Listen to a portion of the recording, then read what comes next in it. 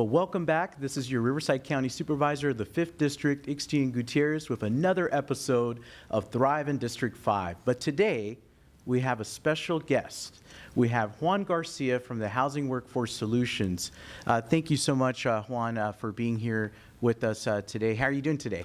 Thank you, Supervisor, for having me. I'm doing good. Thank you. Wonderful. Awesome. Well, can you tell us a little bit before we get into some of the programs that we have in the Housing Workforce Solutions? I know that we have a very special program that we're going to talk about, the Home Rehabilitation Program, that's for the 5th District residents.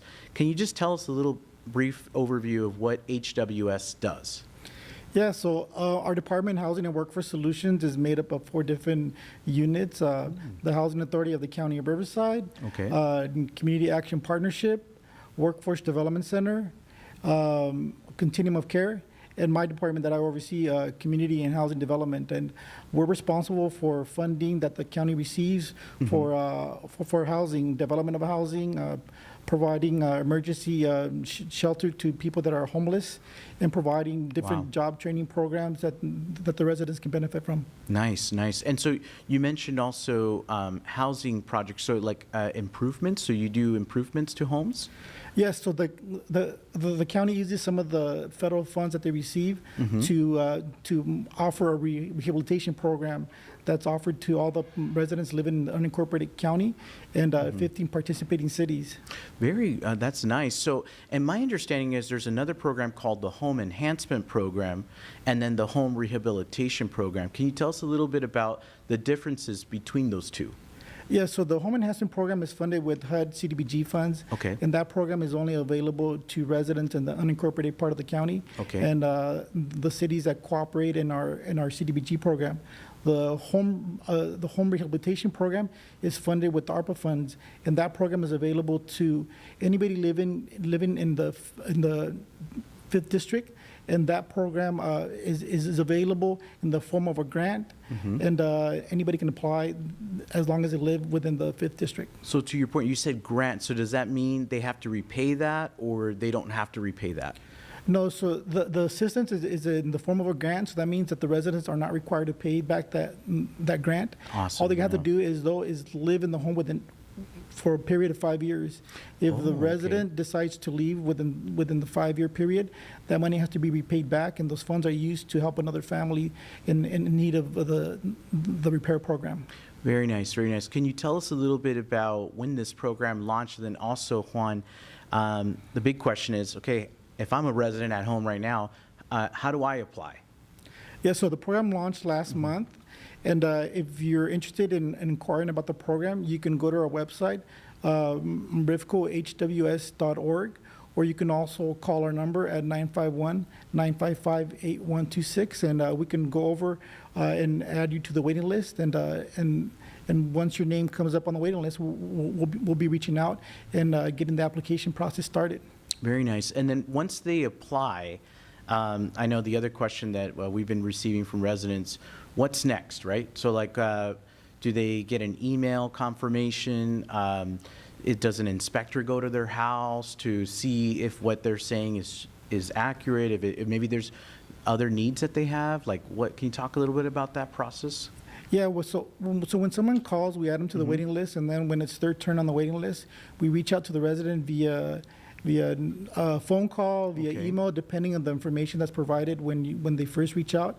We meet with the individual. We help them complete the application. We do an eligibility. This program is income-based, so people can't make more than 65% of the area median income. So once we go through the eligibility, then we sit down with the homeowner. We do a walkthrough of the home and the repairs that are needed. Once that's completed, we're able to draft loan documents, we go out to bid, procure a contractor, and then work commences. And once the work is completed, we do a final walkthrough of the home.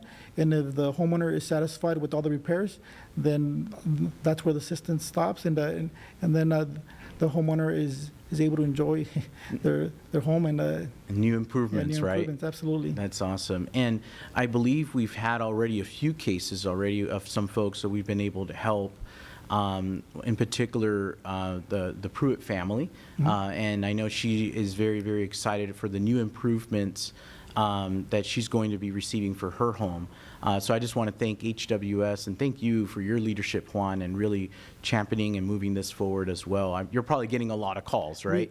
We absolutely are. We've gotten a lot of interest, and we look forward to helping as many people as we can through this program. That's wonderful. Now, what about the cities within the 5th District? Does it cover the cities within the 5th District too? It does cover all the cities within the 5th District, so anybody living within the 5th District, including city boundaries. Now, my understanding is that the Home Enhancement Program helps folks with stick-built, frame-built homes, and they own the land.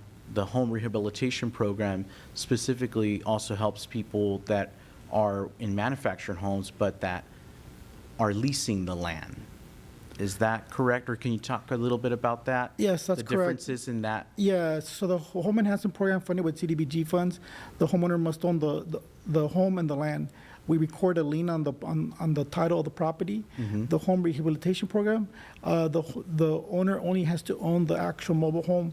They can be leasing the space on which the unit sits on. Very nice, And okay. so those are two big differences, because we do have a lot of mobile homes that rent the space, and so we created this program to allow us to also assist those residents that don't necessarily own the land on which the mobile home sits on. Absolutely, and I want to give recognition to Ms. Pruitt, because she was one of the folks that really reached out to my office to share that, hey, because I don't own the land, I'm not qualified to participate in these home improvements, and as a result, we rewrote the rules and provided more funding. So I want to give her a shout out for bringing that about as well, and your guys' office for being flexible for that. So thank you. Yeah, absolutely. And thank you too, Supervisor, for allocating the ARPA funds that allow us to create that program, because the federal funds don't allow for that flexibility, and the ARPA funds do allow for that flexibility, so we were able to create that program to assist other residents as well. That's great. That's great. Now, from the time I wanted been meaning to ask you this question, Juan. So by the time, and I'm sure some residents are also wondering too, from the time that they receive that approval, right? So let's say you give the call to the resident, they say, and you say, hey, congratulations, you're going to receive these improvements. How long does that take from that phone conversation to when the improvements are completed? Yeah, so on average, it takes about 4 months from beginning to end. Oh, wow. And okay. although it seems like a long period, there's a lot of work. It does seem like a long time. There's a lot of work that goes in between, and Okay. that's on average on what it's taking. We do our best to expedite anything that's possible, but Okay. but unfortunately, that's how long it takes. Yeah. For the work to be able to be completed. They just on got to some of these hold homes. on for those 4 months, and then they'll get those improvements, right? Yeah, weather permitting and other factors do come into play, but yeah, 4 months is about the average time. Awesome. Can you talk about, Juan, we've been mentioning improvements a lot, right? My understanding is that it's not only exterior improvements, but it's also interior improvements. Can you tell me a little bit about some examples of both? Yeah, absolutely. So the Home Rehabilitation Program allows for exterior improvements like your roof, Oh, wow. your windows, ramps for accessibility. Ramps? So absolutely. for ADA compliance? ADA compliance, Okay. yes. Interior improvements include grab bars, maybe Mm-hmm. replacement of the tub to make it accessible for some of our senior residents. Mm-hmm. It also allows for plumbing fixtures. We deal sometimes with families that have maybe mold issues. Mm-hmm. Some of these older homes also have lead, so we can also do lead abatement. What about electrical issues in some of the homes? We can do electrical. The one thing I would like to add though is that there's a cap.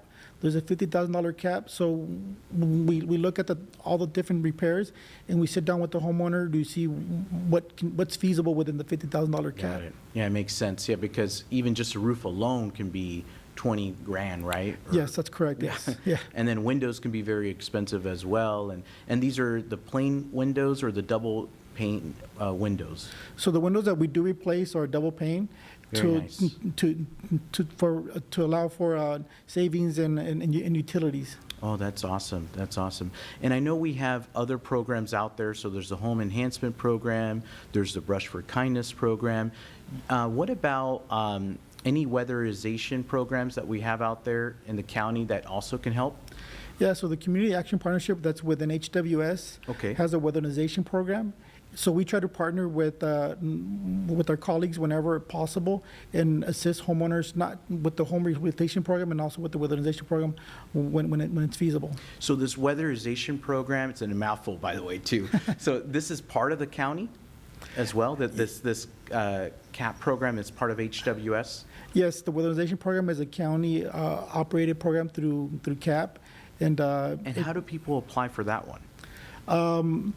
You would go to the CAP's website. Okay. There's an Okay. application that you We'll can make sure we complete. put a link here as well. Yeah, absolutely. And you can also access it through rivcohws.org, and there's a link to CAP, and you can get more information on there to get on the waiting list for that program. Very nice, very nice. Now, I'm assuming the folks, when they call, the people that are answering the phones, are they knowledgeable of these county programs? Do they know about, like, for example, you were saying the weatherization program. By the way, that's a mouthful, so do they know about this program? Yeah, so when you call the number, any of our numbers, we're well-versed on the various programs, and we try to refer people to the various programs that they can apply for. Very nice, very nice. And is the application, is it very lengthy? Do they have to show proof that they have these needs, or is it just like pictures? So the application is income-based, so we do require taxes, income stubs, so bank statements and that sort of information so we can do the income eligibility. But as far as the application, it's only about 5 pages, so it's relatively short. Okay. But the backup documentation, sometimes it takes families a while to be able to collect. So. Got it. And then you had mentioned earlier that there's some folks on a wait list. Now, that doesn't mean that we're not going to process them. We just have them on a wait list, that's my understanding, until we can get to them. Yeah, so we do have close to 200 people on the wait list for the home rehabilitation program. And we currently probably won't be able to get to everybody, but we are actively applying for funding at the state and federal level. We did apply for $5 million to the state HCD, and the county was awarded $5 million. We Nice. plan on receiving those funds any day now, and we're going to be running a similar program to the HRP program, and we'll be also pulling people off the current waiting list for the HRP program. Great, great. And the reason I bring that up is because I don't want people to lose hope, right?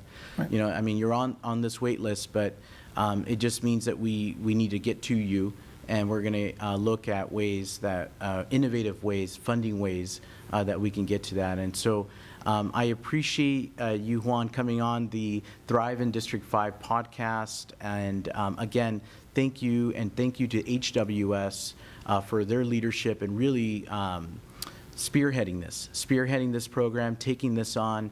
I know it's a lot of work, and I really do appreciate that. Well, thank you for having me. Thank you so much, Juan. So want to just thank all of the residents. This is another show of Thrive in District 5. And again, we have Juan Garcia with HWS.